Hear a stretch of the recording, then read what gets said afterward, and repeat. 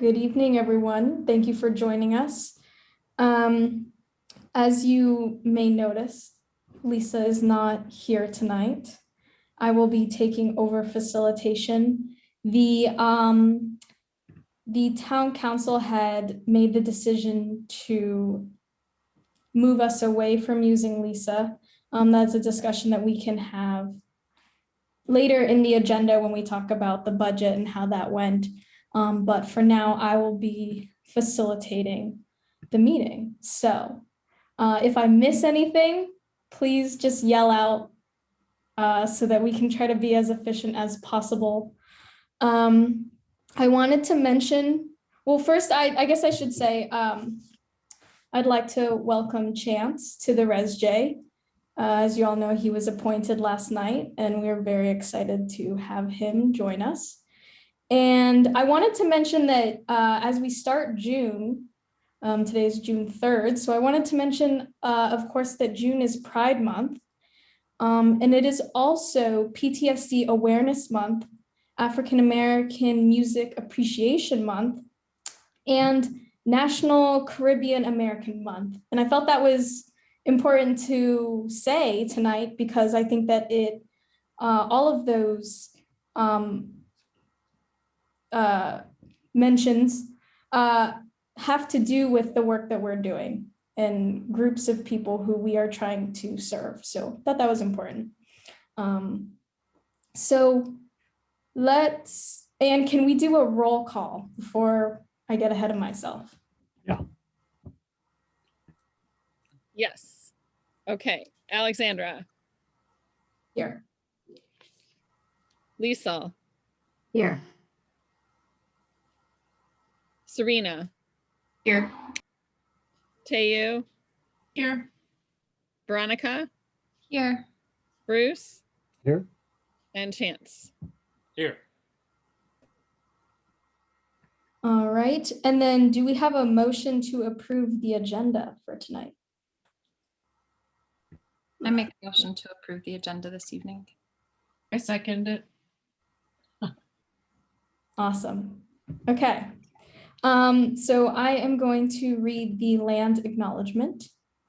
The Racial Equity and Social Justice Committee pays respect to the Miwok peoples past, present, and future and their continuing presence in Marin County and throughout the Miwok diaspora. We acknowledge that we are located on the unceded ancestral lands of the Coast Miwok people of present-day Marin County and offer our care and gratitude for the land, water, air, and living beings here. We are committed to resisting colonialism and our ingrained colonial mindset and the imbalance with Mother Earth by honoring Miwok heritage through the support of Indigenous-led programming. In addition, we fully intend to move deeper than land acknowledgements and performative actions towards truly honoring the Coast Miwok heritage, making the heritage visible and present. We commit to that by elevating and taking part in opportunities to make policy change and participate in direct actions related to Indigenous rights. Thank you to the members of the Coast Miwok Tribal Council for your consultation in the drafting of this land acknowledgement. So Anne, can you please pull up the norms? Do we have to roll call vote the agenda or? Oh, yes, do we? We would. We could maybe just ask for a show of hands, but we're technically supposed to do a roll call vote when we're on Zoom. We wouldn't if it were in person.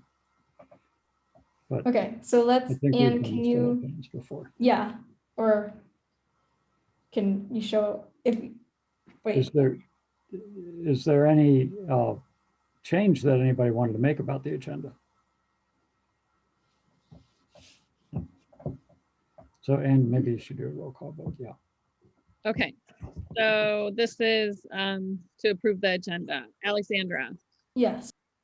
Lisa. Yes. Serena. Yes. Teo. Yes. Veronica. Yes, way to be on it, Serena. Bruce. Yes. And Chance. Yes.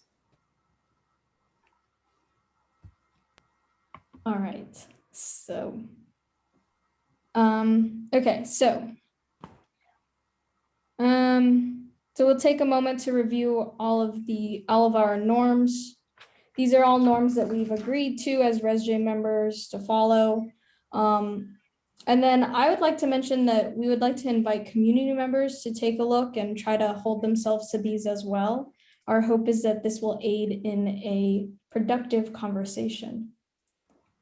And then while you're looking over them, does anyone want to volunteer to be the note taker, process observer, or timekeeper?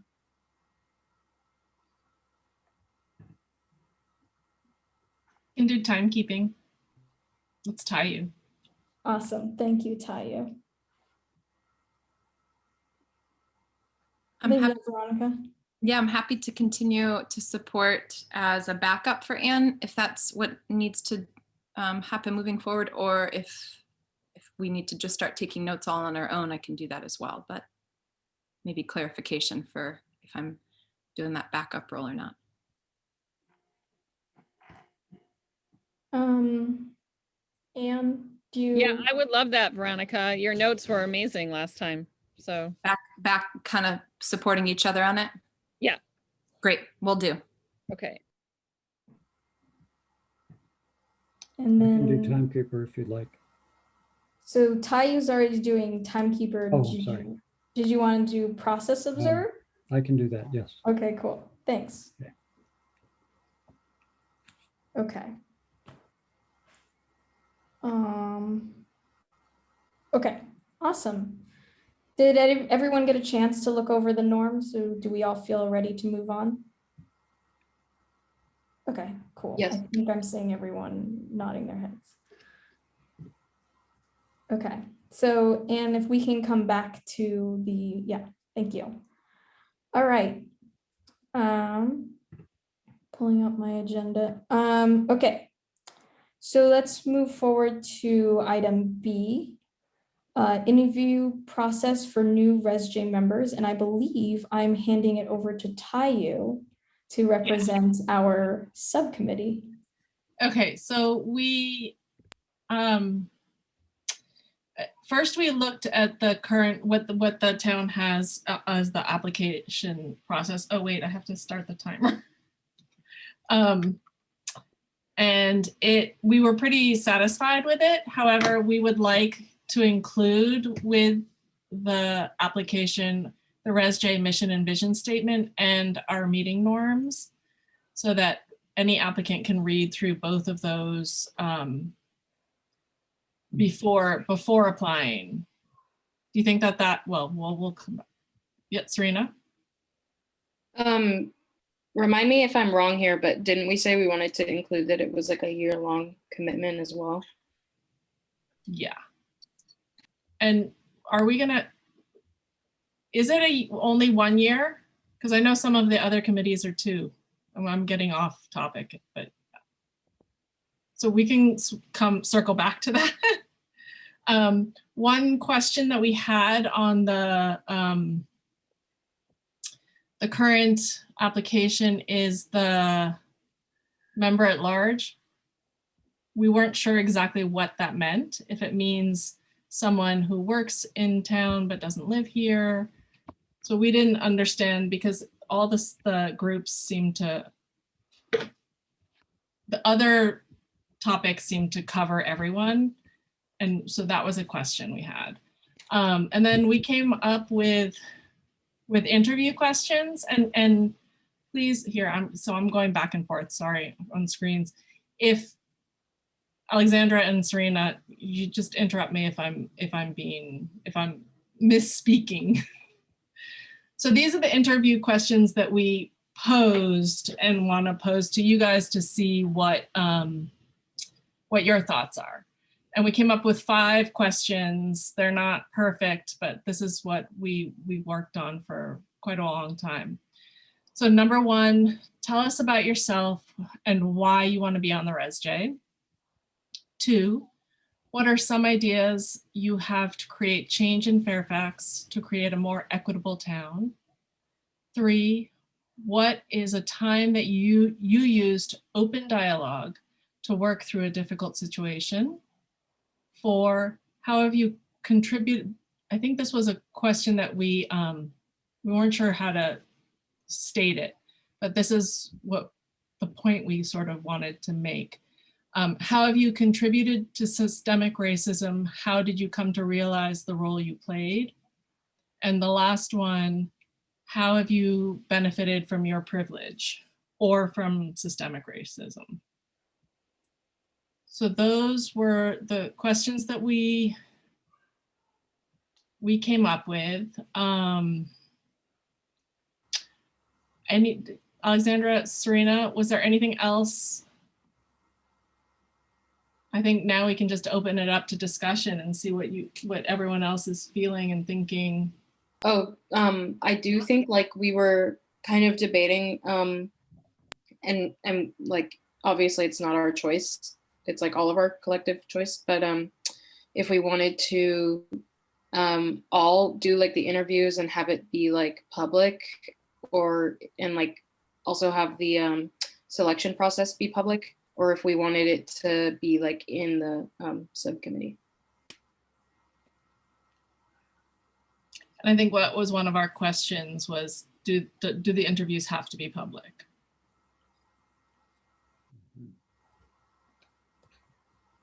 So, any questions? Oh, Chance. Yeah, I don't know for certain the answer to this, but I guess my wonder is whether or not, because I think I recall that it was the council had decided that it would be like the ResJ does a process and then maybe makes recommendations to the council, and and that is typically public. Those parts of the interview. So it could be that this process is done by the ad hoc committee, so it doesn't have to be. But I don't know if what the Brown Act is with that. Bruce might know, but Well, from what I had understood, and I hope I understood it right, because it's what I told people on this committee, that the council had offered the choices, or Garrett anyway, had offered the choices to the committee to either to create an application process, but then just have the applicants go to council for interviews, or to do some interviews ourselves on this committee and then give a short list to the council, and then the council could probably do interviews again, or to do interviews and narrow it down to the number of applicants that there were openings, and then just give the recommendations to the council. And then the council would have the option of just taking those recommendations without necessarily needing to do interviews. And if I was correct in that, what the ResJ chose was the latter. So to just go through the entire process and come up with the recommendations to the council. That's correct, Bruce. So now there's the question, I guess, from what I'm understanding, of whether the interviews could be done by the subcommittee, and then the subcommittee would report back to ResJ with the recommendations. Or the subcommittee could report back to the ResJ with a short list, whatever you wanted to do. But anyway, you could. Or if we wanted, I mean, we're such a small group now, or if we wanted the whole ResJ to do the interviews, in which case I think it would be recorded. Mm-hmm. Yeah. Yeah. So is that a question to get clarification on from? I think we want to get clarification on if we could somehow do it with the whole group and not have it be public. And then the rest of the clarification was how everyone feels, like what choice everyone would, like if everyone should do the interview or if just the subcommittee should. Okay. I think I understand that question. Yeah. could I raise a question real quick? Yeah, I think if there's a quorum of the committee, it has to be public, is my understanding. But the one thing that I was wondering why an ad hoc committee might be better for, I can see it both ways, but I know that time is precious for this committee, and so and it's very valuable to spend the time figuring out who's going to be on the committee, but just trying to figure out ways to make the best use of all the times too. So yeah, just wanted to throw that out there. And then we did think, I actually don't have the notes, so Alexandra or Serena, you might have them. We were thinking of a timeline, but I can't remember when. I think we originally thought of applications in before the end of June, but that seems like a really quick turnaround. So We I did. had, oh, go ahead, Serena. I think we planned out the timeline with the assumption that we would be doing public interviews with the whole group. So I don't know if we want to like reevaluate that depending on what we decide today. Yeah, I think what we're proposing is, well, what we're asking for feedback tonight specifically is those questions that Tayu had read, and then a proposed timeline of June 23rd, the application would be like due. So like we would plan to do interviews on July 1st. Obviously that could potentially change, but that's just a timeline we were hoping for so that we could get this moving.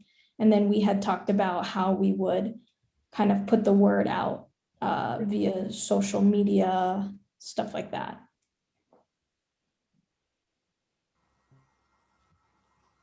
Veronica, go ahead. I love the questions that you came up with. I feel like it reflects what we've gone through as a committee and is really informed on that around how we can move forward with new members as a team as efficiently as possible toward the work that we've outlined in our mission.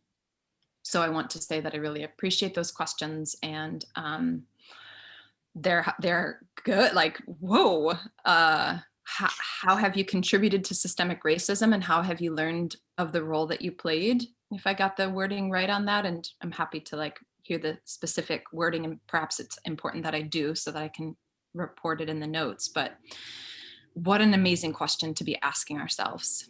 I want to do these questions. Part of me wonders if we ought not to, as like a activity just on our own, maybe to not take up more time of public meetings, but to really sit with these questions. And I'm really grateful for them. So thank you.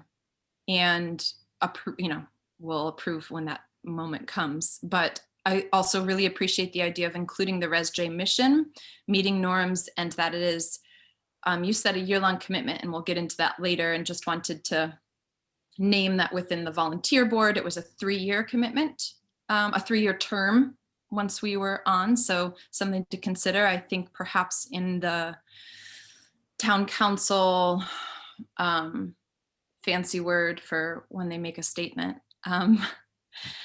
around ResJ, that it was a year-long commitment within that resolution.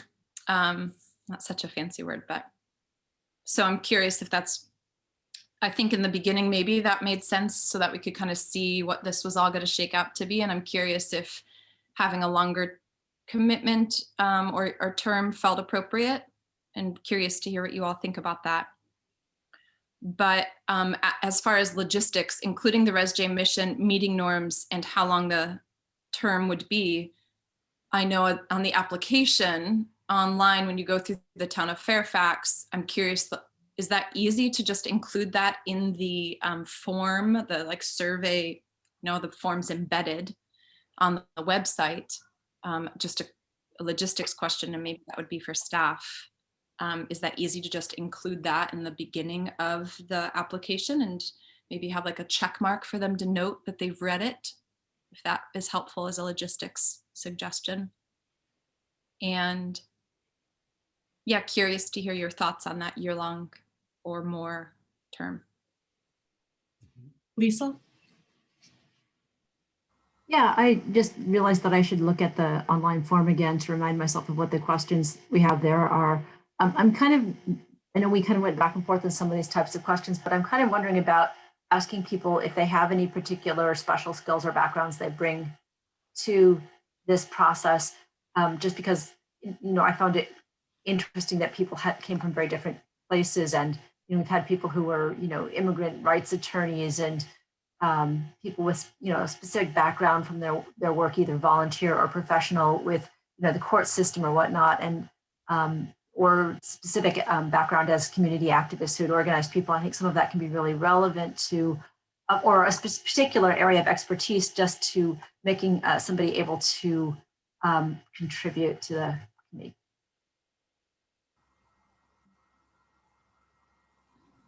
If I could try and answer that, I think that when you look at the like online one, I'm pretty sure it does have a question about like what your background is, or like pretty basic. And then we also tried to cover some of that and to tell us about yourself. But we also didn't want it to seem like this was something you needed like a college degree for. Or like, we didn't want it to be such a high bar to get in. We wanted to get, everyone enthusiastic about applying. So we didn't kind of want to limit it in that way. That was our thoughts.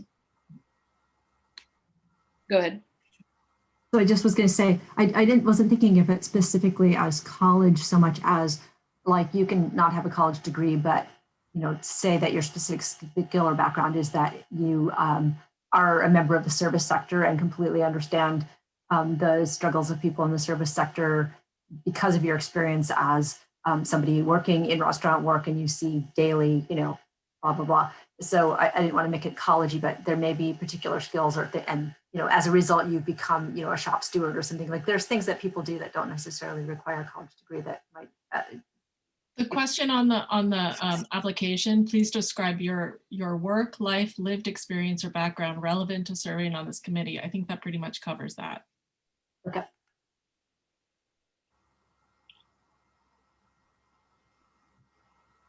Bruce? So I guess it's clear now from what you were saying. I just wanted to make sure I understood correctly. I loved those questions. I loved them. But you were also thinking that the questions that are on the current town application would be also on this application. Okay, yeah. So that Our questions are the interview questions like you guys had for us.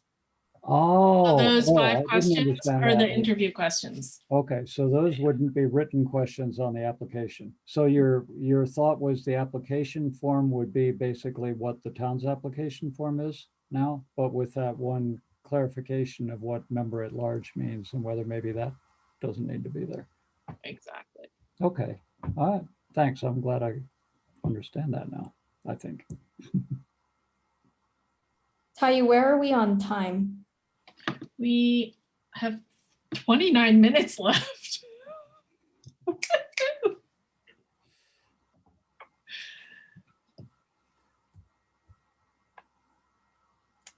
So do we want to think about, Lisa?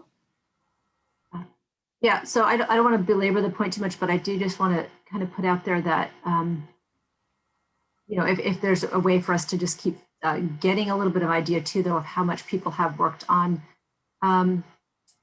if they bring something special that's it's a knowledge base or a skill background, that would just be helpful because, my experience, I taught women's studies for years and years and years. And my experience was that being a woman didn't necessarily make you an expert in women's studies or capable of doing X, Y, or Z. And so, I want to make sure that people also, think about what it is they bring specifically, whether that's something from a college background or a non-college background, that would make them have something to really contribute to the group. So, Chance? Anyway.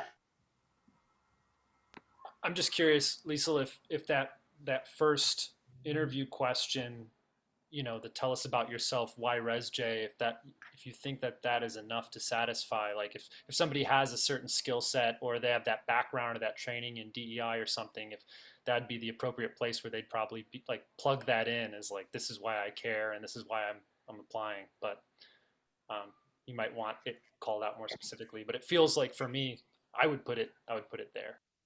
Mm-hmm. Yeah, I mean, I think that might be the case. I guess I was kind of thinking back to prior experiences I've had where, we've come together to work on something, and I started to realize, well, just because I had this doesn't mean I'm actually able to contribute in the way that I'd like to. So it's just nice to have people formulate for themselves when they're being interviewed, like this is what I specifically have to contribute. So maybe that covers it. And did you think the question on the application is not specific enough? I the question that says, please describe your work, life, lived experience, or background relevant to serving on this committee? I think in some ways it doesn't get at like, do you have a particular skill or expertise, but it's broader than that. And I guess maybe that's okay, because I think maybe that's something we wanted to move away from. But, you know, I just think that it's interesting that we've seen people come from different backgrounds and be able to really articulate like what it is that they have in particular that's a skill and not just a background that makes them have something to contribute maybe.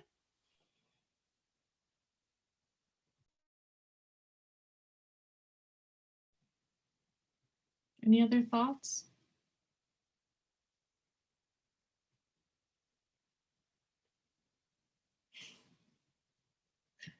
Veronica, and then Bruce. Lisa, I just want to encourage, if you want to offer different language for one of the interview questions, that would provide you with the sense, and we could kind of agree thumbs up or down on that language so that we could move forward with that. That might be helpful if you're open to that. And then, Or even the application questions.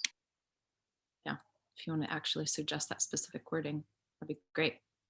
And then I just wanted to name the date of applications being due. Feels like a new way of doing it compared, again, my only experience on town committees in Fairfax is on the volunteer board, but it's a rolling, when there's a position that's open on the board, then people can apply at their leisure. And then the town council interviews them once the volunteer board, again, that's my only experience, recommends this individual, then they go to the next town council meeting. And so I'm curious why I guess my assumption would be that we want members to fill our committee, and that makes sense for the deadline. But I wouldn't want to like close our chance at getting folks to continue to apply if we don't get the amount of people that we have room for right now. So I'm just curious if there's some wiggle room there, or if we could encourage people without giving a hard deadline. Know what I mean? I think we definitely like made space for wiggle room in there. I think we just wanted to get members as quickly as possible. But I think if it doesn't, like, we definitely talked about like, oh, if enough people aren't filling it out for the spots, then we would keep it going. I don't know if anyone else has more to add. Another question we had was, and do you know exactly how many spots we have open right now? With Chance coming on, you know what? One.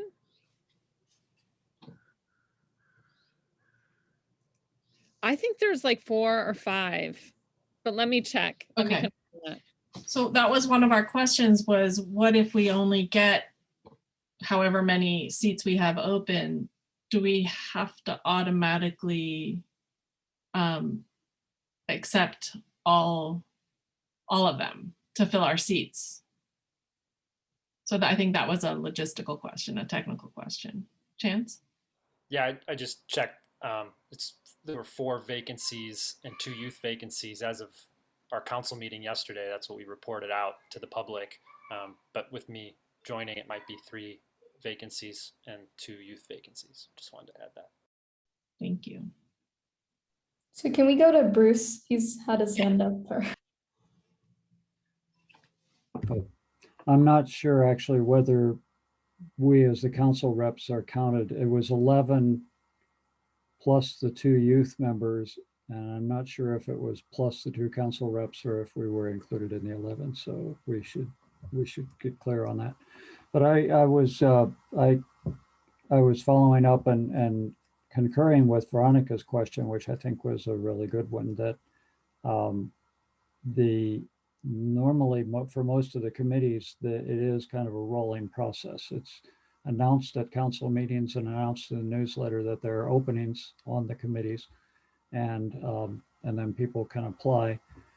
But you might, I'm understanding that you would like to have some choice and be able to, what ideally you would like to see is more applicants than there are positions and be able to interview and really find the right fit. And so I'm not sure quite how to navigate that. So that might be something to discuss with staff to find out whether SJ could have a different process, at least at this point where we haven't had, because sort of applications have been on hold because of developing this process. And so maybe at this point, set a specific deadline. And if you did that, I might wonder about maybe doing it a little bit later than June 23rd, because that's pretty soon. But however soon, how soon are you thinking that you'd be able to do this? We've got a number of questions we need to get answered, but we could get them answered hopefully tomorrow for the subcommittee, but the ResJ won't be able to meet and talk about the answers to those questions and make any decisions until next month. I'm just wondering what the logistics are of getting the process completed. It sounds like it's coming along really well, but getting it completed and then online and setting the deadline, whether June 23rd would give enough time to really have a full slate of applicants. So I'm not sure what I'm asking, but I'm just raising those questions and kind of following up on what Veronica said as well. Alexandra? So I think the thought process and kind of trying to figure out a timeline is just so that we can be efficient and kind of have a way to line things up so that we're not waiting months for the interview, then bring it to ResJ, then bring it to town council. That can drag on. So I think our intentions with trying to figure out some kind of timeline was to make it more efficient and have it line up a bit better. But I don't think that would necessarily mean we had to take away the rolling aspects, just that we could have a timeline. If it fits, it fits. If it doesn't, if no one applies, then that's okay too, because then at least we had something just in case. So I appreciate that point, Veronica.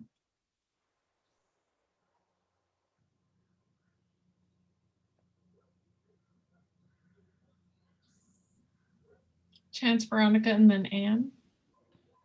Yeah, I just wanted to plus one what you were just saying, Alexandra. I think from my experience on open space and the volunteer board, we internally envision that people will run to our committees and want to participate. And I think there's no reason not to promote it in that way and try to create some urgency around it, because it is urgent to get more folks and to start getting even more done. But we also might not have as many people applying as we may think too. So we'll just have to be flexible with that as well. But I think it's a good idea.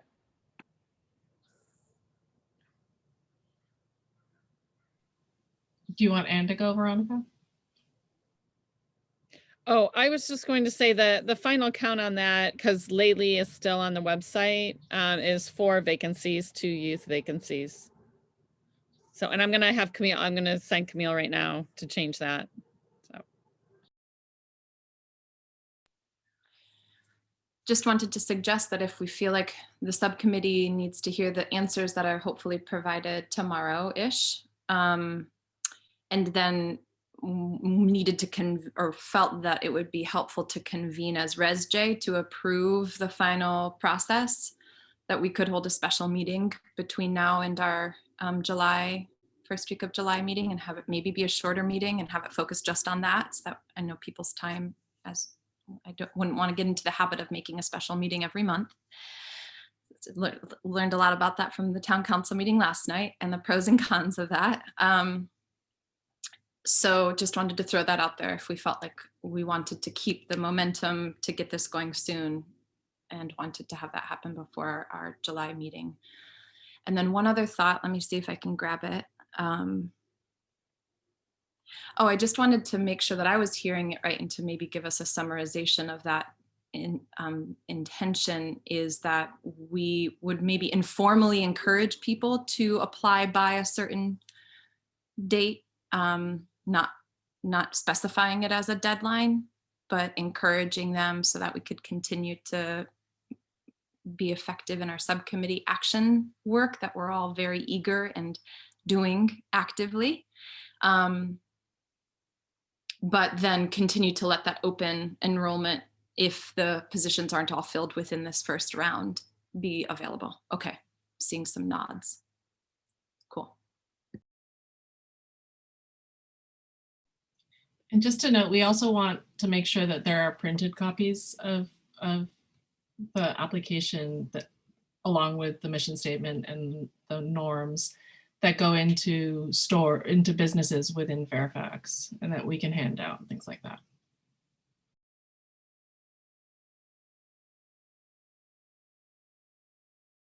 Any other questions, Bruce? So the committee or the subcommittee would print those up and hand them out? Is that, or are you asking for staff support for doing that? I just wanted to get clear on what the process is so we can be efficient about it. I think we were thinking that the staff would print them and we could all hand them out to businesses or find out where. Okay. Lisa, was that a hand up?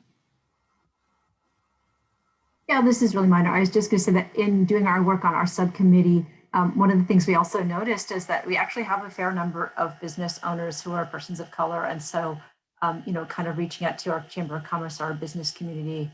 And those are just like the visible, retail shops. I'm sure there are many more, but it was kind of a nice eye opener, actually. So I just want to make sure folks are from all walks of life are included.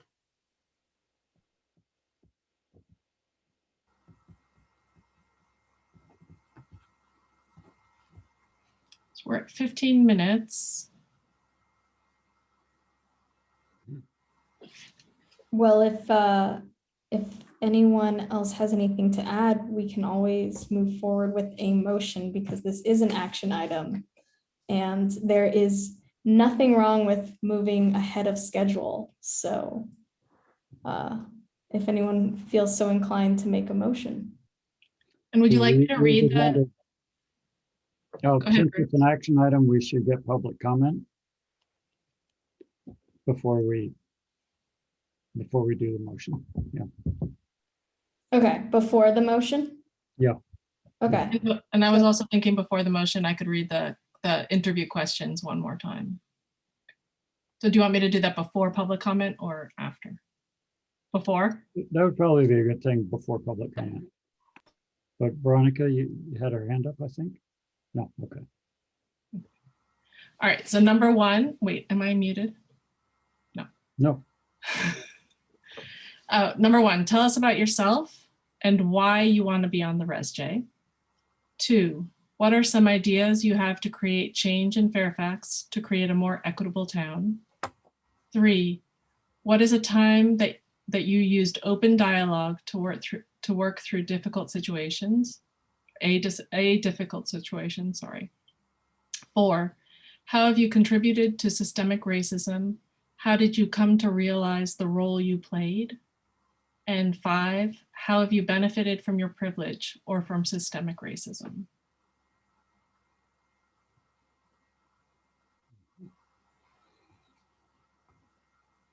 All right, thank you, Tayu. And can we go ahead and take public comment? Okay, so I do not see any hands for public comment. All right, so then I guess we'll close public comment. Veronica, did you have something to say or? I was just I know that there's been members who have joined, members of the community, which I'm so glad to see so many of them.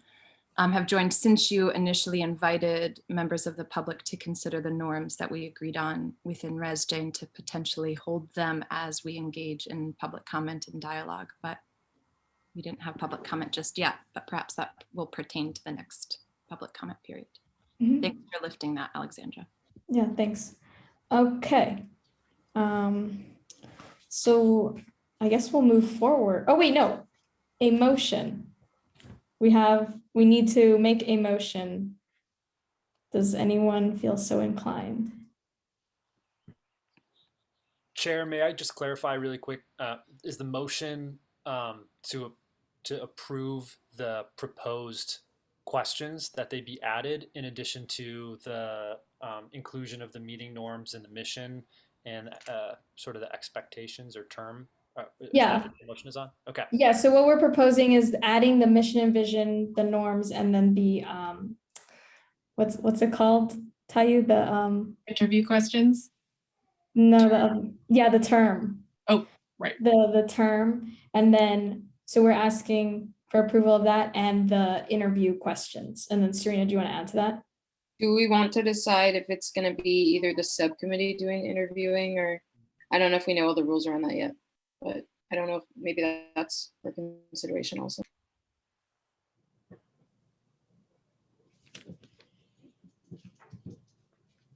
I think if I'm kind of picking up the way these go correctly, that we can make a motion to deciding that, but put in that the way you word it based on clarification from staff. Like I think there's a way that we could make that decision. But Bruce or Chance, please feel free to chime in on that.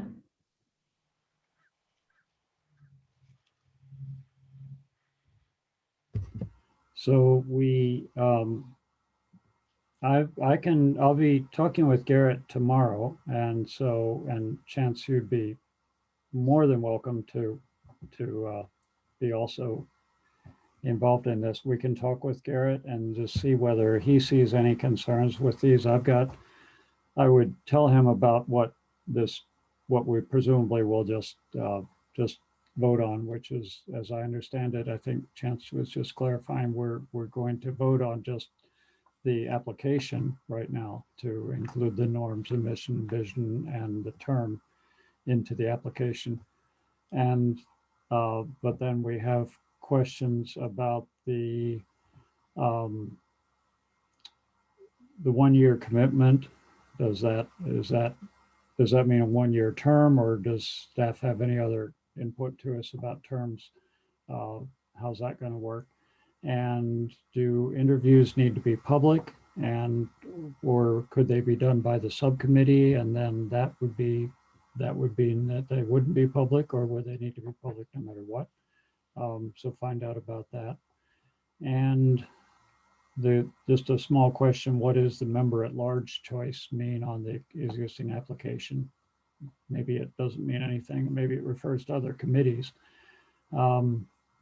And then to talk about the idea that staff would print some of these applications and then give them to members of ResJ to distribute, which ResJ would need to figure out how that's going to work, who would get them and how to coordinate that, but that doesn't need to be discussed with staff. Does that get all the questions that I need to check with Garrett? And if anyone wanted to come in with me, and like Alexandra, you've been on this subcommittee, so if you wanted to, we could do a call with Garrett or something to check on it, but I can just ask him about these first and see whether it seems like they're complicated or simple. If they're simple, then, but where do I go then? Do I just email you or email members of the committee just to get the answers to you as quickly as possible to be able to move things along? Yeah, I think it'd be nice if you just sent an email to the committee through Anne, just so that we can all be aware of the answers. Okay. Veronica, did you have your hand up? I don't know if I'm not yet. I don't know what that means. Okay. So moving forward again, does anyone have a motion to propose?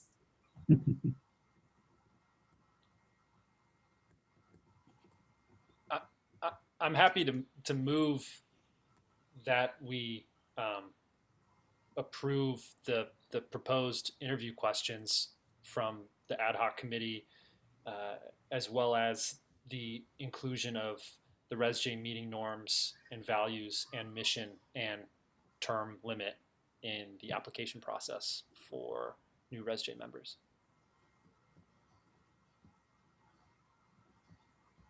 I second it.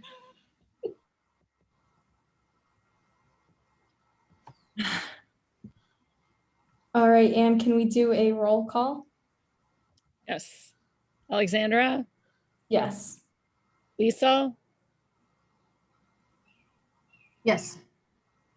Serena, Yes. Teo, Yes. Veronica, Yep. Bruce, Yes, Chance. Yes. Awesome. Thank you all. Tayu, where are we on time? Are we still 6.5 minutes. nice? Okay, so let's move forward. Let's move on to, is it item C? Let's see. Item C, subcommittee reports. So we have 5 minutes for report out and then 5 minutes Q&A, Tayu. So I will go ahead and start with the PPPSA. So at our last PPPSA meeting, we continued our survey discussion. We agreed to look into hiring an outside consultant to aid in our survey development and analysis of data received. The bulk of our conversation, however, was looking at the questions we have already created. We eliminated one as well as adjusted some wording. Following the meeting, Veronica and myself met to organize the questions into categories, including mental health, safety alternatives, Fairfax PD specific questions, and policing at large questions. We'll present this document in our next meeting and it will be posted along with the agenda. If you all or any community members would like to take a look prior to the meeting. The second item we discussed at that meeting was the pros and cons of the PPPSA remaining under the Brown Act. We recognize that each member is dedicated to upholding transparency, but the harm the Brown Act has caused to all members is very concerning. Ultimately, we voted to make a recommendation to the town council that the PPPSA be removed from the Brown Act. If this were to be approved by the town council, we agreed to remain as transparent as possible through detailed report outs at all ResJ meetings, and all recommendations/requests made by the PPPSA will also be publicly announced and discussed at town council meetings. We feel that we will continue to be transparent about our work while creating an environment where all of our members feel safe. Unfortunately, we did not meet last week due to low attendance, and this may happen next week as well. So I know we can't appoint members tonight because it's not on the agenda, but I just wanted to put it out there that we would gladly take on new members to attempt to prevent this should the subcommittee remain under the Brown Act. And that is all. So feel free to direct any questions to myself, Veronica, or Bruce.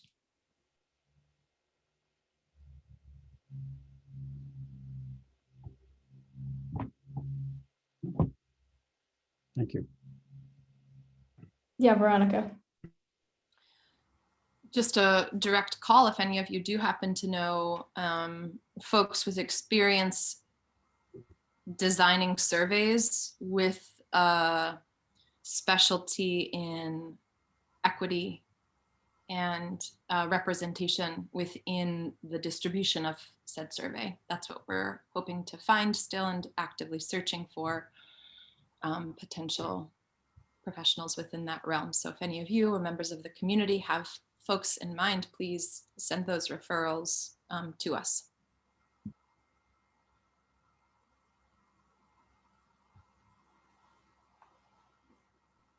Any other comments or questions?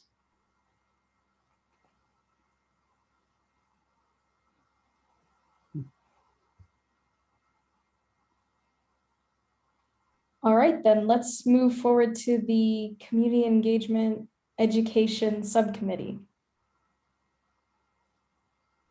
Who's reporting out for this one?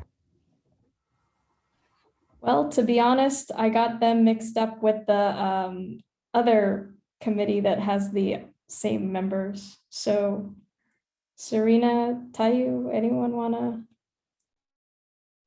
briefly summarize our last meeting? I can do it, but I honestly don't really remember it that well. So if you could, that would be great.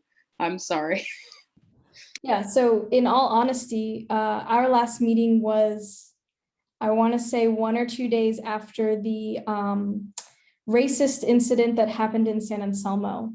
And so as we like to call it, the CEASE group is all members of color. We took the time to reflect and share experiences with each other, which I honestly believe to be just as valuable. We also were in kind of stuck in the middle where we were waiting for the budget town council meeting to happen, and we didn't want to get too far ahead of ourselves, so we took the time to do some self-care and reflect and share experiences with each other, and that was our meeting.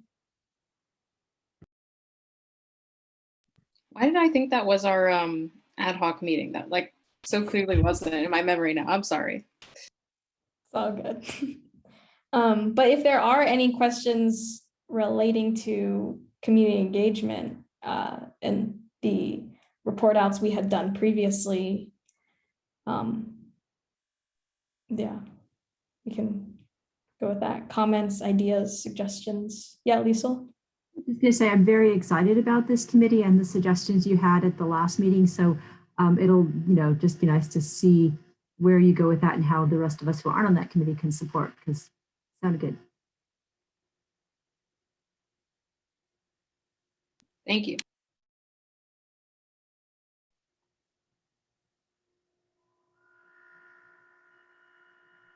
All right. Any last comments, questions?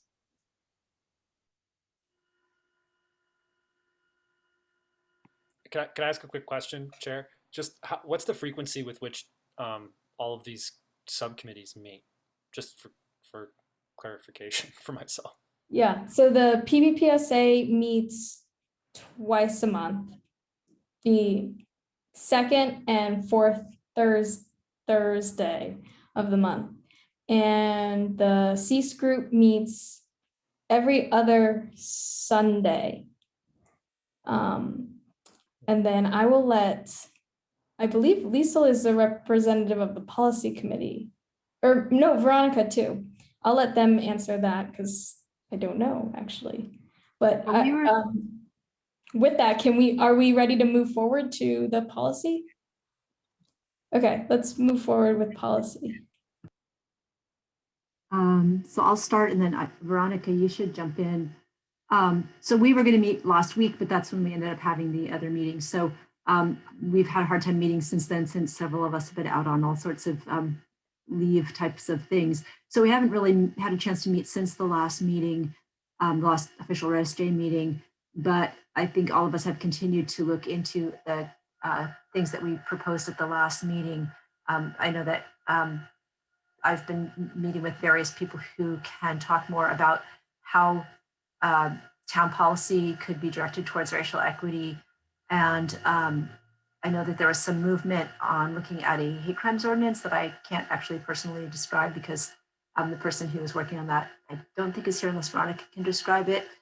And I'm hoping that we'll be able to meet with Liz Darby and Lily Thomas of the county, because they are putting forward a racial covenants initiative that they want to partner with towns and cities on as sort of a first step in educating the community about the role of exclusionary housing in racial inequity and segregation. So I think mostly we're kind of in research mode, but we hope to meet again really soon. Veronica? And we meet once a month. Thanks, Liesl. Yeah, I wanted to add just two things off the top of my head, and some of it was discussed yesterday in the town council meeting. Councilmember Goddard and Councilmember Hellman brought up the Shelley, and I'm not remembering her last name, Lisa, but and maybe she prefers to not, maybe we don't need to do that, but a woman named Shelley who's been very generously offering her time to the policy subcommittee had offered and has already looked over the town's general plan to identify language that is exclusionary, specifically as understood by the Color of Law's interpretation. If you haven't heard of that book, or you can Google The Color of Law to check out a short film that will give you some of the understanding around that. And so Councilmember Goddard and Hellman named that yesterday in the town council meeting, but we're planning to, as a subcommittee here within ResJ, through a strategic plan in the next month or two, to have those proposed changes within the general plan recommended to ResJ, to then be approved, to be recommended to town council, to then hopefully be approved. And so that's happening and really exciting, and feels like such an a big step, a big action step to recognize the ways in which we can be intentional about the language in our town codes and how it perpetuates equity or exclusion. And secondly, this isn't necessarily something that was discussed within our subcommittee meeting, but it is an important part of this general approach to how we're thinking about hate crime or hate ordinances, in that the district attorney is applying for a budget for a staff member whose sole focus throughout the county will be to review Brown Act potential violations, which hopefully we won't ever have to interact with them for. Well, hopefully we won't have to interact with them for anything, because the other half of their job title is to address hate incidences or hate crimes, which is pretty incredible. And so I engaged with District Attorney Lori Fergoli about the ways in which I clarified, does that mean that if there were something that happened within our town, that we would then be able to directly engage with this new staff within the district attorney's office and have that conversation be swift and consistent. And that's the intention of that position. So that is a really huge step for our county. And as a subcommittee, we'll be engaging with that member once they're there. And one other thing is, I just wanted to mention that we're also still working on the small business grant idea. And I think what's been, a little, like with all of our committees, Laylee was on our committee and she's no longer on our committee. And council member or Vice Mayor Hellman, I think, is now going to be on our committee as a member of the public and no longer as part of ResJ. So we're kind of also going through a little bit of a shakeup, but we anticipate meeting soon. And we're still, I think the idea about the small business grant is really very much going full steam ahead.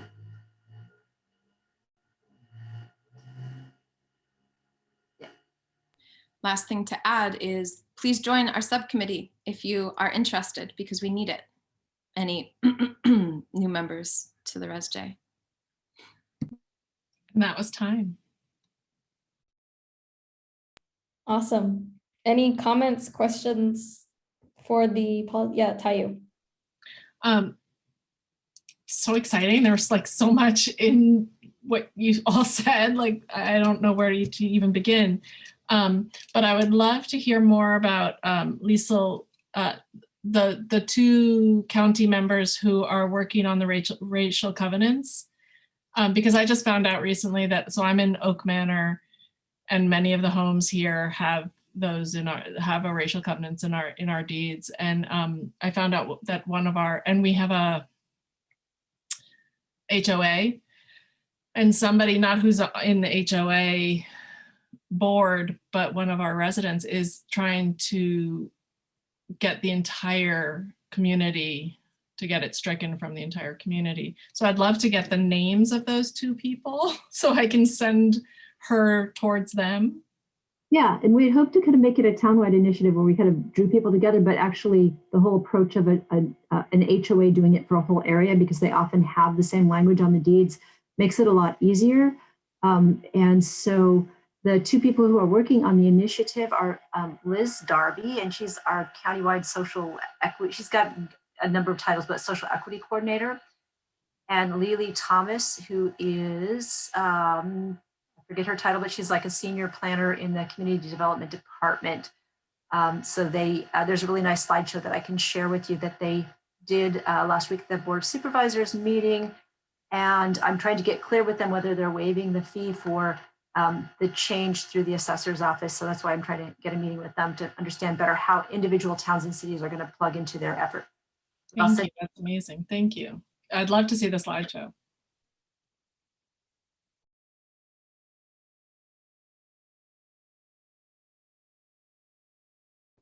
Any other comments or questions?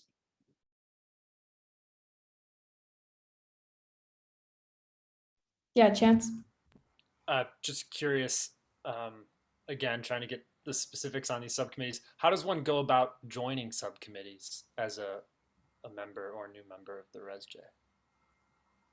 So that's what I was just writing down. Maybe that's a next step for or an agenda item for next meeting, because I think that makes two subcommittees that had kind of said, join us. So maybe we can kind of bring that back. Because my understanding is we can't do that tonight. Is that correct, Bruce and Chance? Yeah, right. I don't think Okay. so. So that'll be, well, so I'll make note of that for next month's agenda, and we can get that going. Tayu? But maybe if Chance, you have an interest in one, you could sit in on a meeting and then move forward from there. And then we can do our action at the next meeting. Sure. Yeah, I'd love that. And just to clarify, if I could, that the subcommittees, all the subcommittees, including the PPSA, but whether the PPSA is Brown Act subcommittee or not, they're all limited to less than a quorum of the ResJ. But from what I understand, that less than a quorum number is based on the total ResJ, the number of members that could be on ResJ, not the number of members that are currently on ResJ. So that surprised me, but that's what I heard. And so that allows a little bit more room for people on subcommittees. So that's good. Thanks.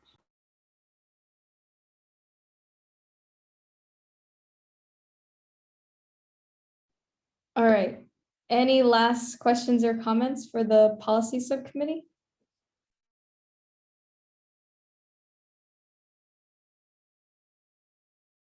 Okay, so then I'll move us forward to the budget report out. So I'm going to hand that over to Bruce.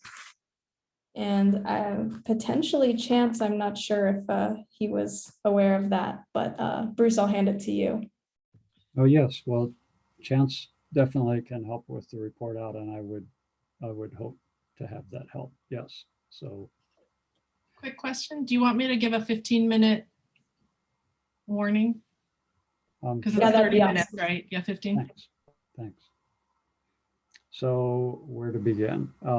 Council had on the 17th had a budget workshop, which was just council in the Women's Center. It was a public workshop, but few members of the public attended. Alexandra was one of them, but when Alexandra was there waiting patiently, we hadn't yet gotten to the point of talking about ResJ. The whole thing ran way over time, and by the time we got past the sort of basics of the budget workshop of going through all the budget numbers and being educated on where it was late in the day. So there was discussion about I brought to the budget workshop the what we had come up with in in the last PPPSA meeting, the budget requests. And after a fairly brief discussion, council's sense was that two things that were primary. One was to extend the budget to a total of 50,000 for going forward, but that would include the remainder of what's already in the budget. So 50,000 total.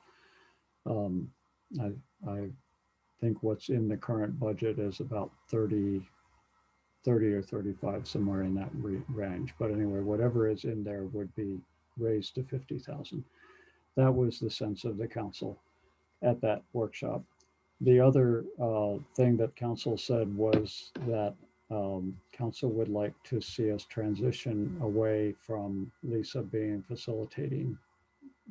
paid facilitator at this point, and move into the committee facilitating and chairing on its own. Basically, Alexander is chairing at this point as the committee, but not having a paid facilitator.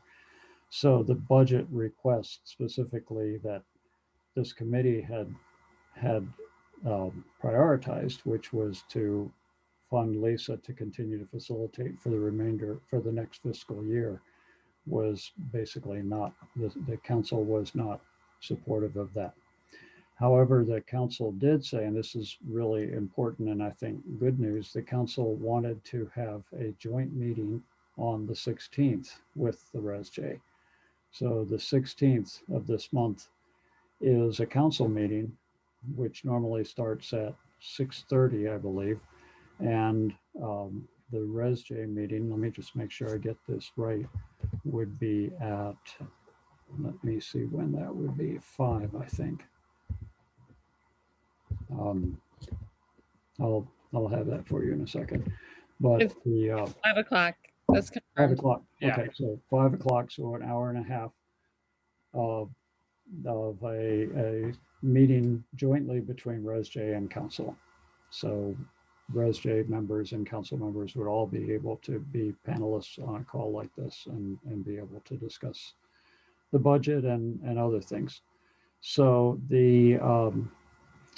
I had said at the last meeting that we would put onto the council agenda, this is not a budget item, but to put onto the council agenda the request of the PPPSA to not be on the Brown Act and some other related requests that the ResJ had talked about with regard to videos in the Brown Act. And I had thought that they would be on the June 2nd agenda, the last night's agenda, but we decided that we should move them. This wasn't a council decision, but this was just Garrett and myself thinking about the agenda, that it made sense to move them to the joint meeting between ResJ and the PPPSA. So we'll be able to discuss all those items together with the council, as opposed to just passing them over to the council. Chance, I'm sure I didn't do it justice, so please. Yes, Mr. Mayor, you certainly did do it justice. I thought I just wanted to support as I can. I think you just for the public and for the minutes, I think you said the budget workshop was the 17th, but is it 27th? But Right. Yeah, the things that I was going to mention, was yes, I think the council was under the impression at that meeting that ResJ had about 35 left, and so they're adding 15,000 to it to round it out to 50, and that was sort of a decision made there as a placeholder, though my interpretation of the discussion that took place is that based on some of the recommendations that were being made by the ResJ, there seemed to be support for a variety of those items. Of course, the survey seemed to have a lot of support, and also there was a sense that it was going to take more money to do the survey than was proposed, and everybody acknowledged that in the room. The other thing that should be of note is, even though the racial covenant work there was a dollar amount that was earmarked for that work. I think at that meeting, there was an acknowledgement that the county was also concurrently working on this. And so for the time being, the council wanted to wait and see what the county planned to do. And at that point, we could then pivot and figure out how we could best support those efforts locally on the ground. And then the final thing that I would add is that the question of the facilitator is actually that's what really drove the council to want to say, wait a second, like let's schedule a 90-minute session where we can all talk in depth about how the council can best serve the ResJ moving forward, and what makes sense from like a sustainability perspective of funding of the ResJ. And so I think it was unfortunate that the contract with Lisa had run out, and so there's now this like gap between. But the intention was to have a more robust conversation about like what would, how to make things work. Whether or not that there's funding for a facilitator is a whole other question, but I think there was a good faith effort from the council to try to determine, where do we go from here, and let's all sit down together and talk about it, as opposed to it just coming down from on high from a council, and then you all just being, bummed or surprised that that was the result from that initial workshop. So that's what I have for now. I concur, and that's well said, Chance. Thank you for saying all that. And I think that's a much clearer way to say it. So I think it's really important that we've got this opportunity to have a joint meeting with the council, and that's I feel like the discussion that began at that budget workshop was really the most important part of that, was to say, let's meet, let's talk. So.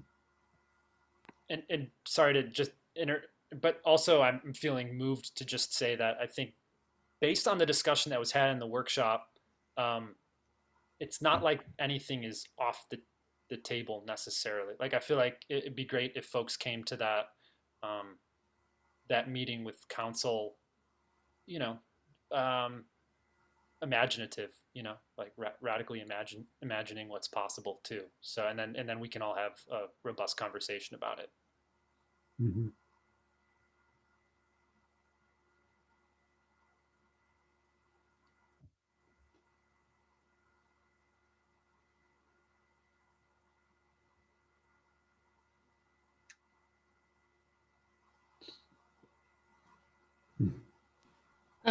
I have a question. I don't know if it's necessarily like who it's towards, but I'm just wondering like what I'm seeing. There's like an action item with this in the agenda. I'm wondering what that would be about. Let's see what that is. Consider an action. The action item is to consider an action. So I don't know either. I'm assuming that people would be interested in attending that meeting. I certainly hope so. So that's. Do we have to vote on if we'd attended, or? I don't think so. No. So I don't know what the action item is, but. Okay.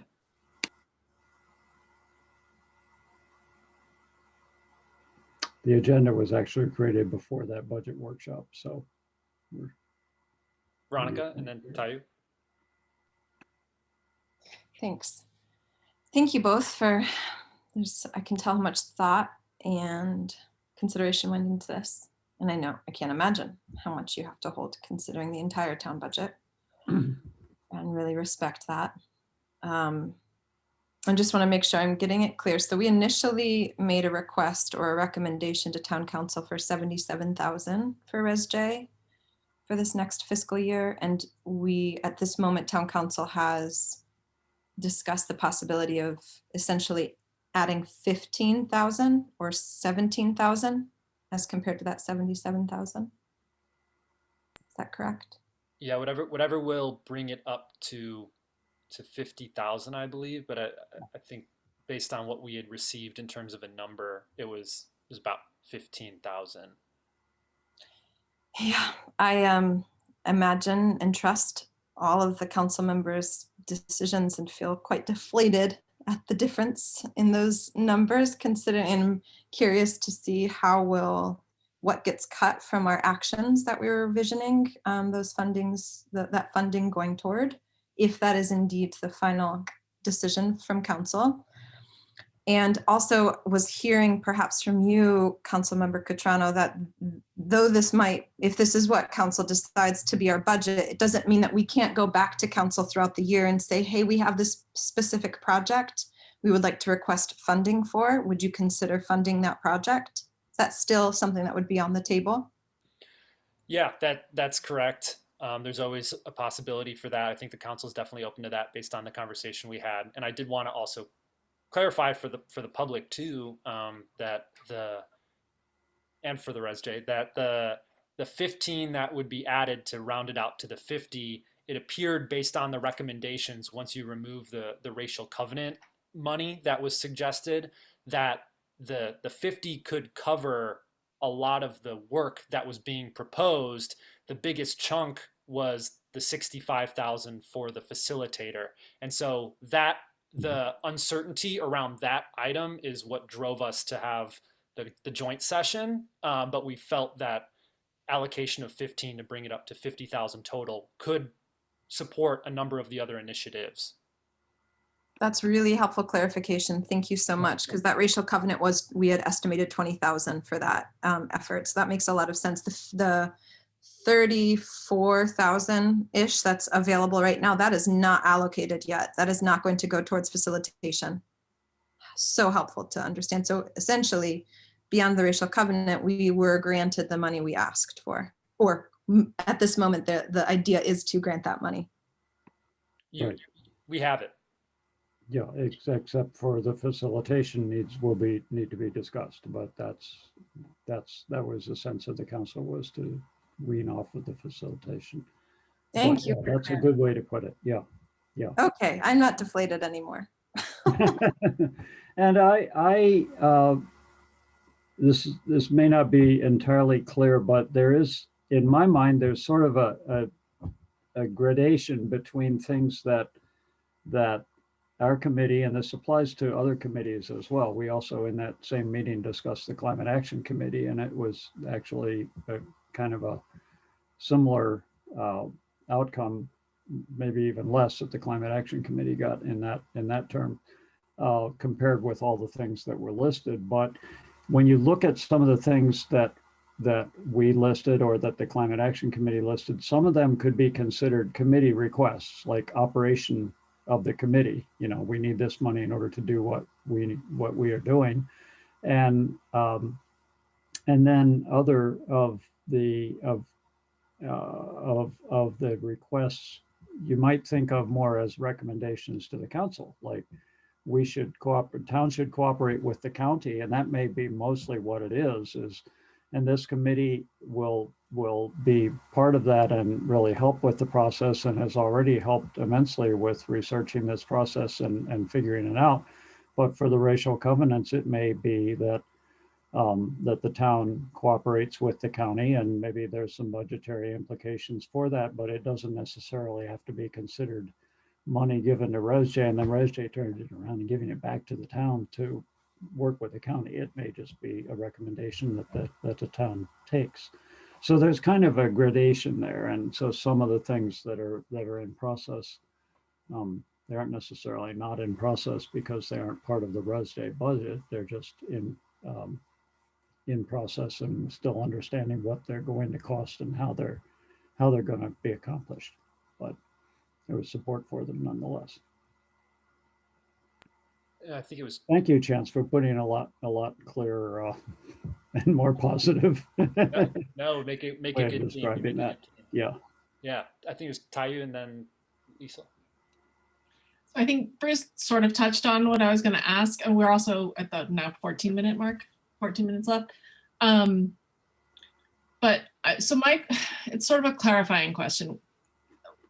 The ResJ and other Town of Fairfax committees. So we have a budget, and I think this creates a a problem for our community, right? The people don't like that we have all this money, but I think I feel, and this is what I'd like clarification on, I feel like other committees have money, not necessarily a given budget, but if, you know, if say the tree committee decides that there are dying trees and they have to be taken down, or they have to hire an arborist, right? Those are going to be covered by the town council, right? They have to get approval and all of that. So I guess, I mean, I don't even think I have a question. I'm just, it's just, there's so much animosity from the town for our budget. And I think our community needs to know that other committees have similar spending. They spend similar amounts of money. I mean, and they're just not budgetized. I mean, they aren't given a $100,000 budget. Yeah, thank you, Tayu. I guess what I was saying about sort of the difference in category between a budget for the committee and a budget for the town following a recommendation of the committee, you could also say there's another category, which is staff support. So we have Ann here.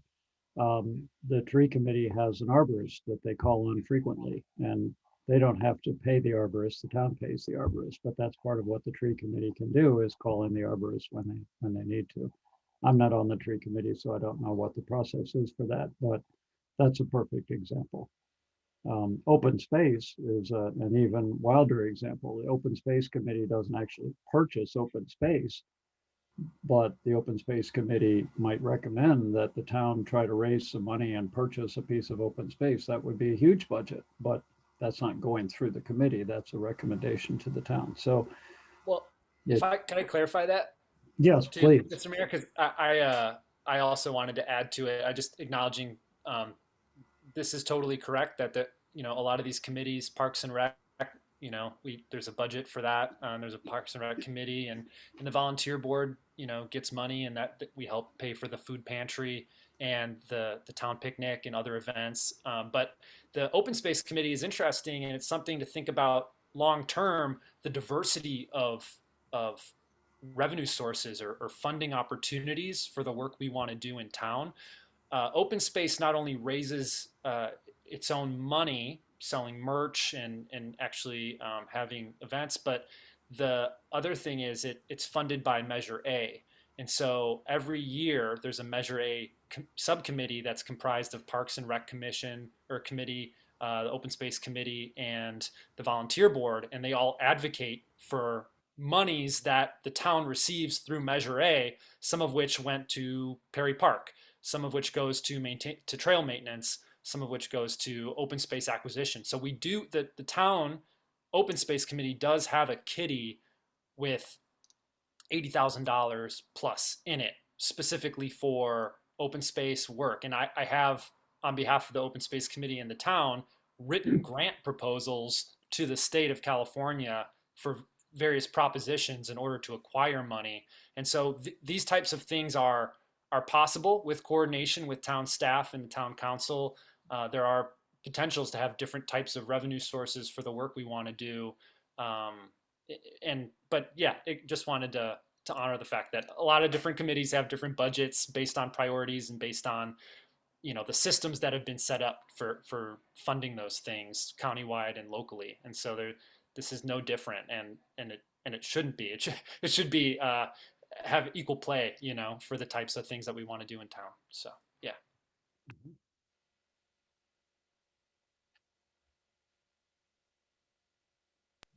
Lisa, you were next. Okay, I wanted to thank Tayu for bringing that up, and for Bruce and Chance sort of expanding on what that means for us in terms of both how we are alike and different from other committees, and also what opportunities we have going forward, because I think that's really powerful and important for us to know. I did want to say about the whole racial covenants thing, we bid really high on that to put it in as a bid, but because we thought we might hire someone to actually do a title search. And I think that the way the county's looking at it, and the way that the person I spoke with at Muir Beach looked at it, was to really encourage people to think of creative ways that we could do things like this in collaboration with homeowners associations and the county. So I think it's actually quite positive that we're looking at other options before spending a lot of money on it, because I think that it will make for a stronger initiative and a lot of good partnerships. So I'm just really pleased that we're, thinking critically about these things and that we will find a way to make it happen. And so that's great. Thanks so much.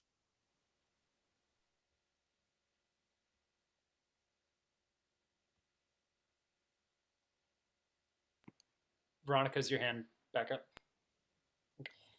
Yeah, to what you were saying, Chance, we've mentioned it before in ResJ, but would love to put it on the agenda for our next meeting, the potential of forming a fundraising subcommittee to really begin considering these alternative revenue sources and to let that be. It would be what a wonderful vision to think of the possibility of getting grants and funding from state or other organizations in a way that the town doesn't even have to allocate us any of our budget.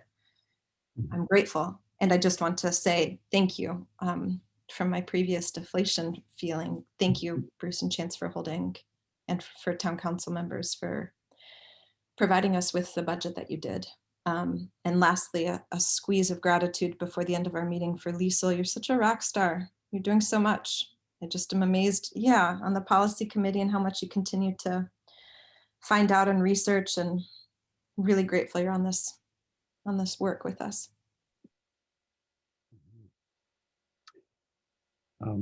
We might need to go to public comment on this. Even though there wasn't really an action item, but we need public comment for items on the agenda, I think, however that is on the agenda. So is there anything else on this? I don't know how we're doing with time, but are there any other questions or comments on this? We have 7 minutes left. Thanks. So if it says that there's an action item, do we have to take action, or, because I'm not sure. Okay. I don't So- think we need to take any action at this point. I think I can't think of any action that we would take. Yeah, I was thinking it would just be that we continue the conversation at the town council ResJ joint meeting, so. Yeah. Okay. This agenda was created before that Yeah, town council meeting. So the fact that we're now going to have a joint meeting with council is new information, and it probably means we don't need to take the action of figuring out what's the next thing we're going to send to council, because we don't have to do that. We can talk with yeah, them, which is- okay. If any last comments? No? Okay. Then Anne, let's go to public comment for items on the agenda. Okay, so public comment.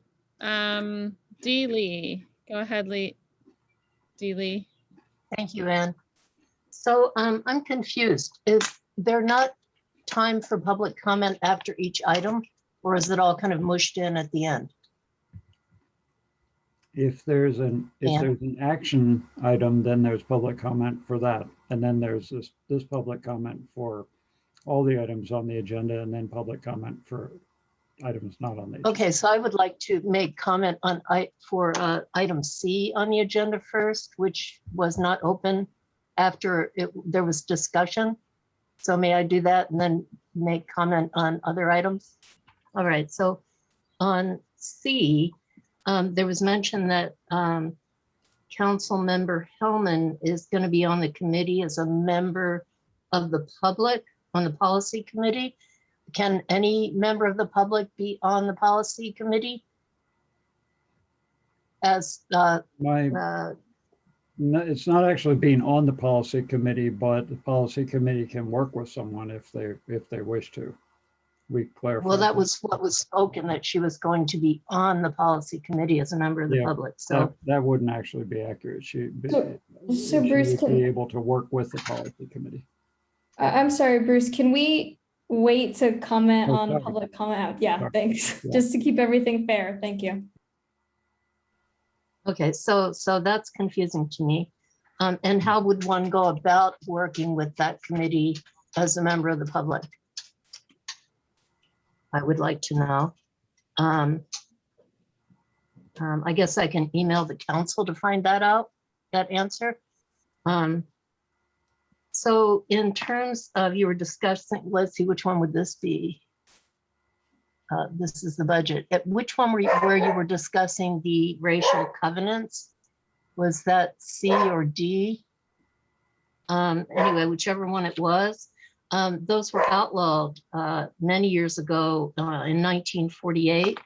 However, to shortcut your work, possibly, there are many states across the country who might make it easier without doing a lot of legwork. In Maryland, there's a House Bill 1077 that Governor Hogan has placed into law, Chapter 421, that makes it very, very easy for anyone who desires to have these covenants erased from their deed to do so without cost and without going through the regular channels. So you might check into some of that stuff before you reinvent the wheel, I think.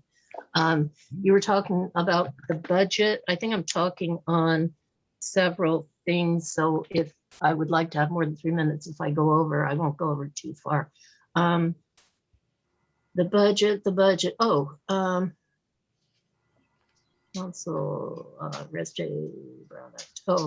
one thing I wanted to say is, Bruce, you mentioned getting answers tomorrow and sending an email to the committee with the answers that you're getting from council or staff or whomever. However, that would be a violation of the Brown Act, according to our town clerk, Michelle Gardner, which I have learned from being a member of the tree committee. And I replied to all, and she said, you can't do that. You can have communication with one other member of the committee, and that's all. We're a 5-person committee, so you might clarify your numbers. So can I talk on the next item then? That was not since we're supposed to have public time on each item on the agenda, and we did not have. No.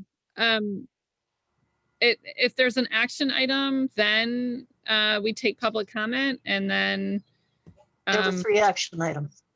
There were 2, and 1 there was no action taken. So we did. Well, I was just hearing that you still get to have public comment if the item was on the agenda.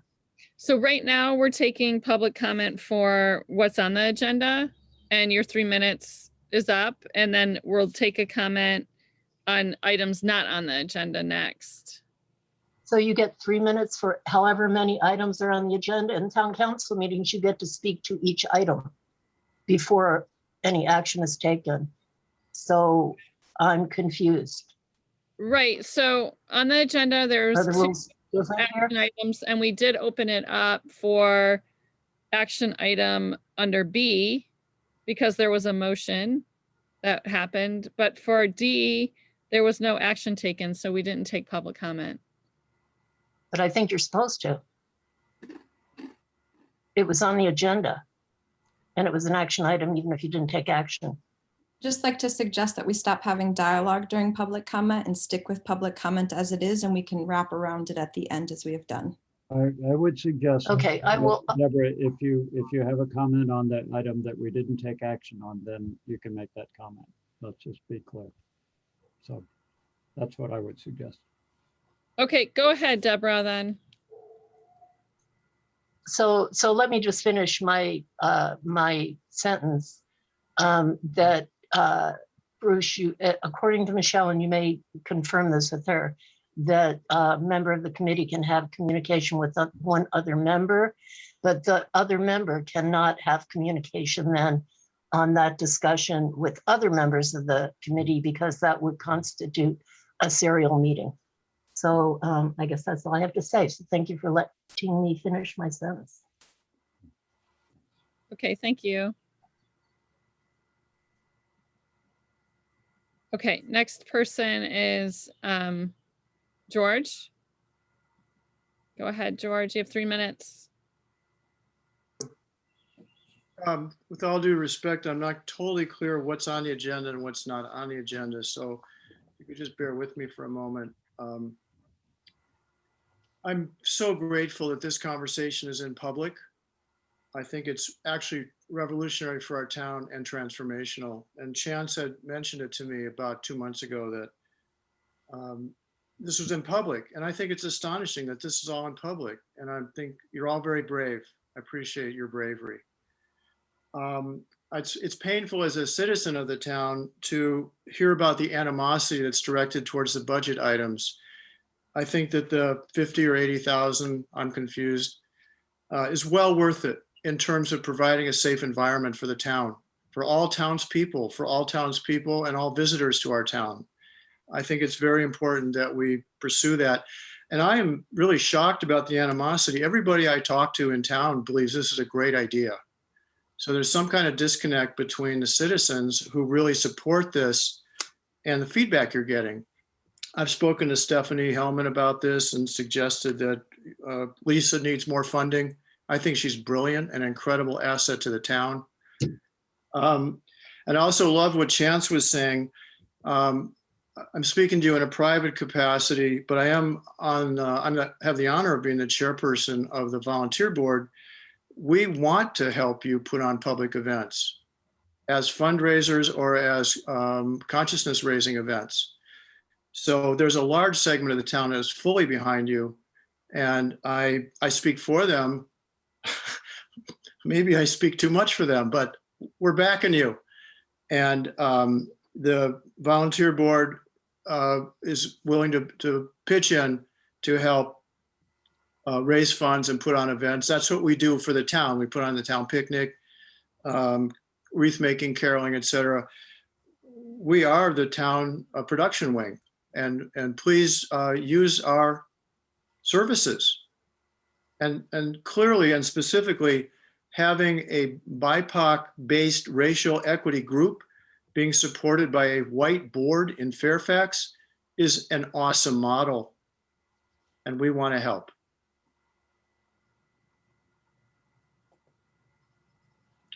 Okay, And my time is up.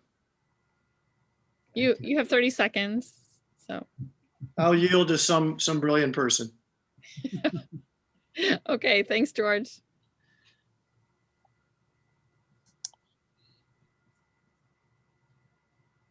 Okay. So that is it. We can move on.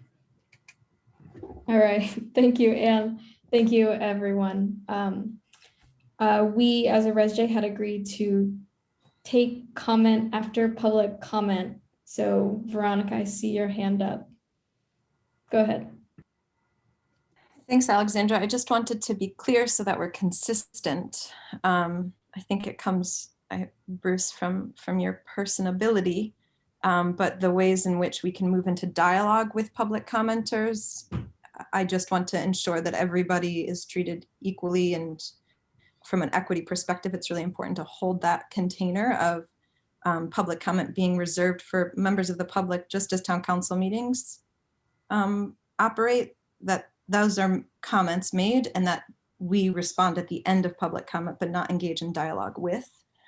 And it sounded like, Anne, you clarified it pretty well, but that I would love to get extra clarity to make sure everybody's really fully certain that public comment only has to occur through the Brown Act once there's an action item or an action taken from a committee, and then at the end of the meeting at large. Is that correct? But that we don't have to take public comment simply from items on the agenda if we haven't taken an action on them.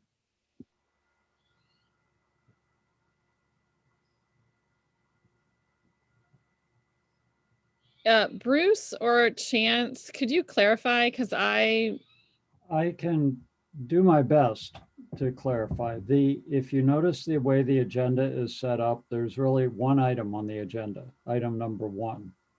And all of the things are under item number 1.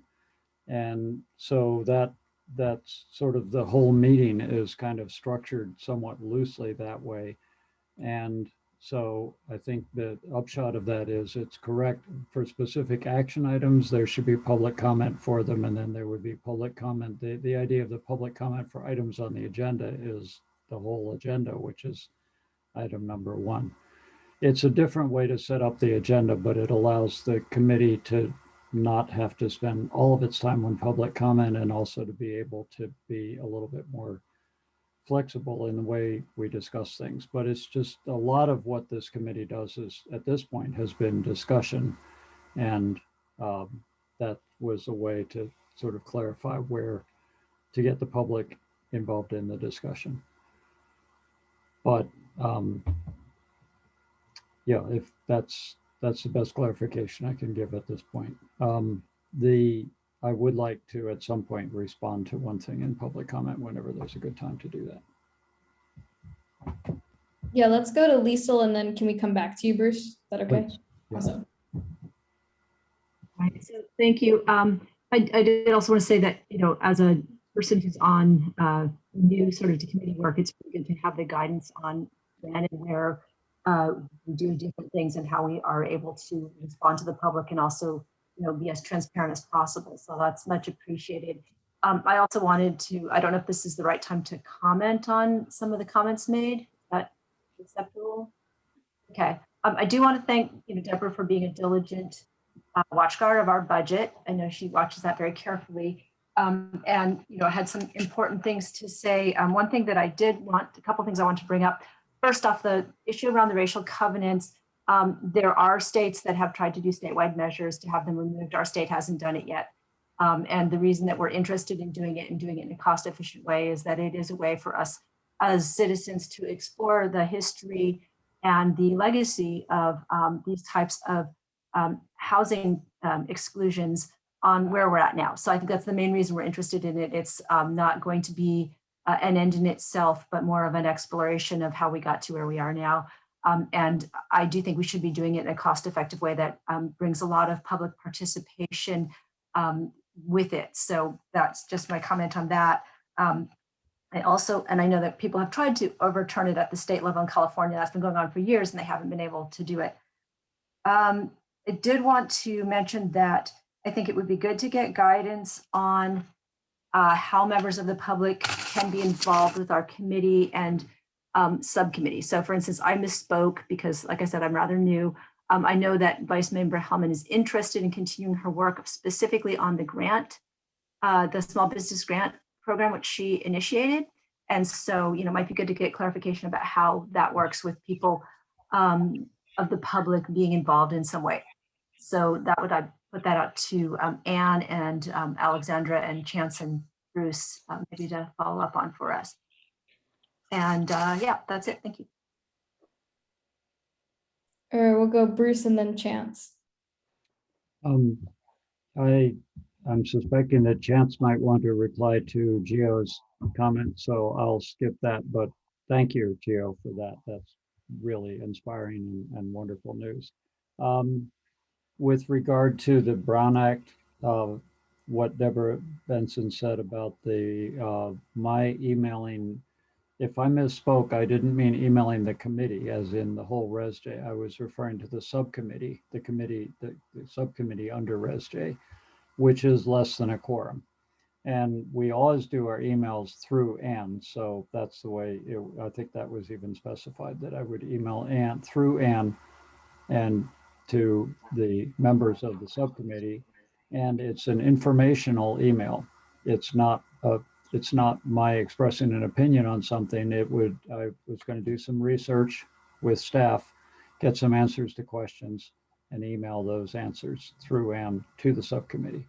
So that is, and I'm well aware of serial meetings and the way the Brown Act works. I've taken the training 3 times. So I believe that is, but if we misspoke about emailing to the full committee, that was an error, but the intention is to email the subcommittee members with that information. That's it. Thanks.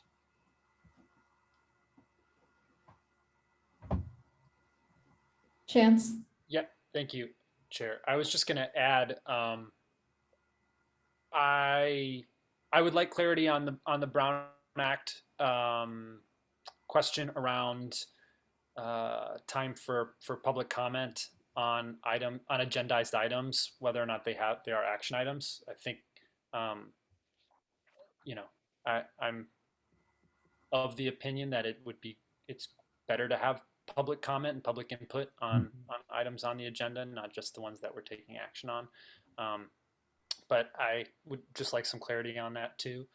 And then the other thing I was going to say is I've had experience creating sort of ad hoc subcommittees with the Open Space Committee when members of the public come forward with issues that they want to take on, and we sort of work together and then bring something back to the ResJ if there's something that we want to move on.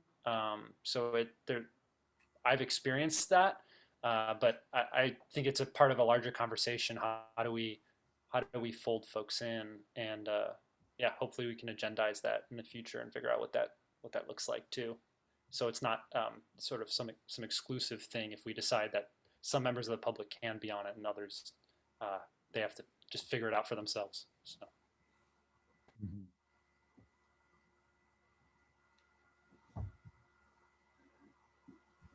Bruce?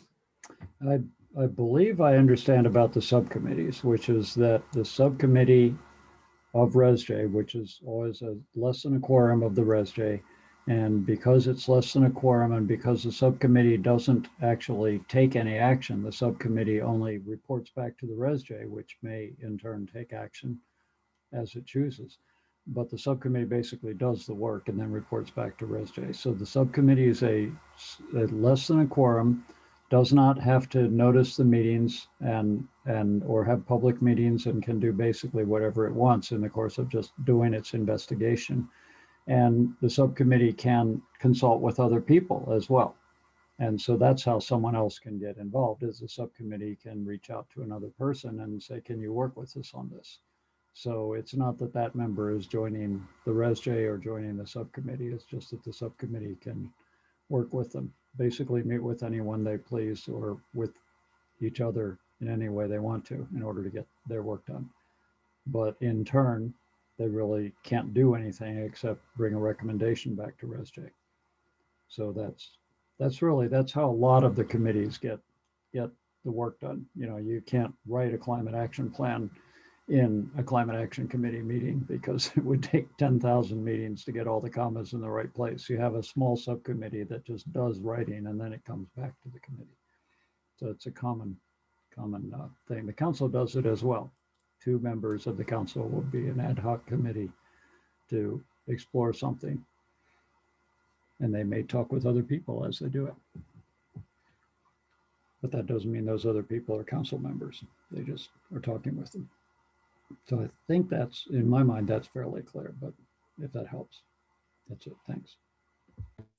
Liesl? Right. So I'm also going to note that I'm taking a lot of time, so I'm going to try to step back a little bit. I just wanted to make sure that I have extra clarity on this because, you know, our social policy committee is very small right now. And, you know, we've had members who had great ideas who have stepped off. And, you know, so some of those ideas are ideas that we'd like to follow up on, and that might require consulting with some of those people. So I want to make sure that that's okay, and that the way that works is that we invite them to talk with us about that issue, right? That's how we do that work fairly. And so it's not just like they're joining us, but we're saying we need you to consult with us about this particular item that, you know, that you have expertise on, right? Are you referring, Lisa, to people on the ResJ or people not on the ResJ? You need to know. People not on the ResJ. Yeah, you can talk with anybody you want who's not on the ResJ. You're free to do whatever. Yeah. Great. Okay. Talking with other people on the ResJ, that would be bringing them into the committee. So you would have to do that at a ResJ meeting. Great. Tayu? Sorry, I just want to note that we're 10 minutes over, just because, sorry. No, you're good. Thank you. Any other comments on public comment? All right, let's move forward with public comment for items not on the agenda. Okay. Go ahead, Dee Lee. 3 minutes. You're on mute. Hi, Anne, thanks. So Sure. not to be a pest, but to throw another monkey wrench here. So if, Bruce, there is only one item on the agenda and public comment is restricted to only 3 minutes for all of the sub items, action items on the agenda, then F, public comment for items not on the agenda, also falls under item 1, in which case my 3 minutes are up. So thank you.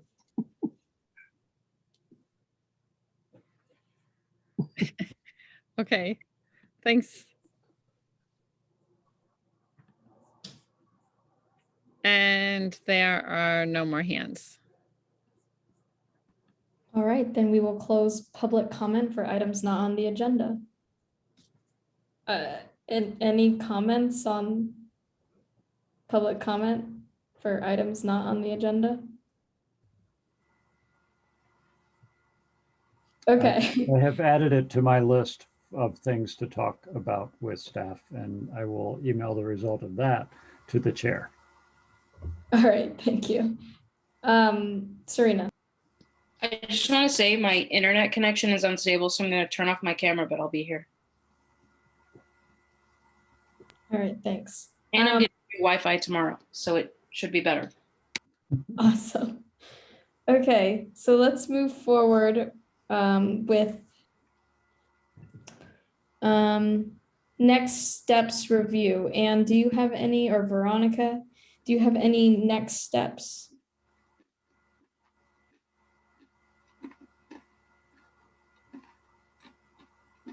Yeah, happy, Anne, to let you share yours, and then I can add in anything that I wrote down that you might not have if you want. You're still outside. Way to go. You're muted. Sorry, I'm going to be glowing now here. Okay. We're going over next steps or items for next agenda. Next steps. Okay, so next steps, Bruce is going to be getting some information for item B. Do the interviews have to be public? See if staff can print out the applications. Does the member at large, what does that mean on the application? And if you can include the meeting, the norms, mission and vision, the 2-year term limit question, so that all will get clarified by Bruce. So those are next steps for Bruce. There was a question about fundraising committee, figuring out if that's what you guys want to do for subcommittees. And I think that's it. Veronica, did I miss something?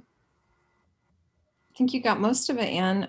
Just to be clear, the agenda item for our next meeting is to consider forming a fundraising subcommittee and to appoint members to subcommittees as a separate agenda item. And Bruce also said that he was going to find out just now specific details around when public comment is mandated as required by the Brown Act, though we certainly appreciate and welcome and want as much public participation as possible, but just want to make sure we're clear on what the mandated requirements are. And then, you know, we made a motion to recommend the what you mentioned, the inclusion of the Res J mission, meeting norms and term in the application and those interview questions.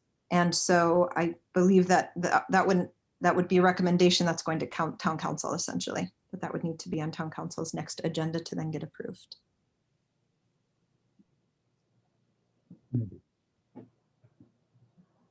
All right, thank you. Anyone have items for the next agenda? I know Veronica just mentioned 2. So are there any other items for the next agenda?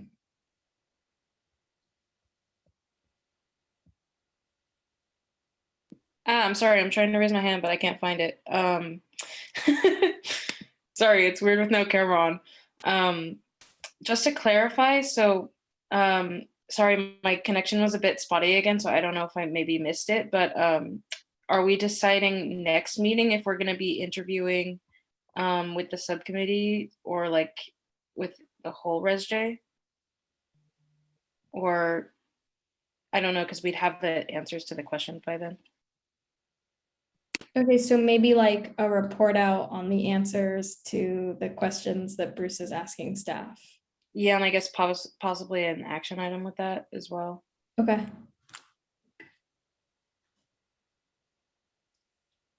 Any other items while I write this down?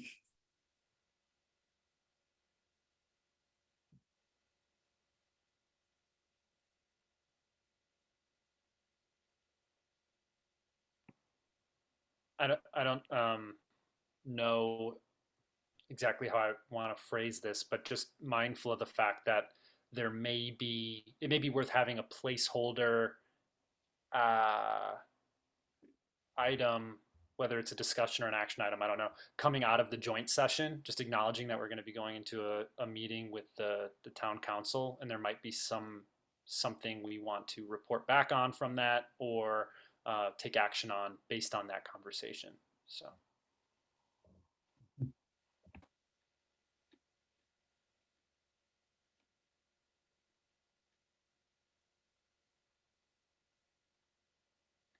All right, thank you. Anything else? No, we're good. Okay, awesome. Thanks, Tayu. Let's see. Bruce, process observation. Well, other than my slip up in interacting during the public comment, which we had already clarified that we were going to not do until after the public comment. I think we did quite well. That was, I'll make it really brief. I think it was a great meeting. And I it was would a agree. chance here. Would anyone like to offer any appreciations before we close out? Serena. I thought it was a great meeting as well. I just think maybe like I remembered that Lisa did suggest that we like do the activity where a person like tally marks how many minutes I think it was that people were talking, and we didn't do that. So I don't know if we want to still consider that, or I don't know how people are feeling about that. Yeah, to be honest, I was just feeling really overwhelmed with remembering the process of how meeting. No, yeah, not on goes. you, not on you. Yeah, but I would agree. I think it's a great idea. Chance. I would love to totally +1 what Serena just said, especially feeling self-conscious about myself coming onto the committee and then wanting to answer questions and bring clarity to certain things, but also feeling like I had a presence that I noticed in the meeting. At least for myself, I felt like I was speaking a lot. So I'd be happy to volunteer in the future to do those timekeeping tally things, especially just to keep myself in check too. And I also wanted to appreciate you, Alexandra, for facilitating and chairing and all of that, with all the support from this group. But it was amazing. It felt really good. So thank you. Thank you. Appreciate that. Tayu, go ahead. That's exactly what I was going to say. Alexandra, thank you for stepping up and taking the lead and facilitating us beautifully tonight. And it's 9. Yes, it is. So I take that as a win. All right. Any other appreciations?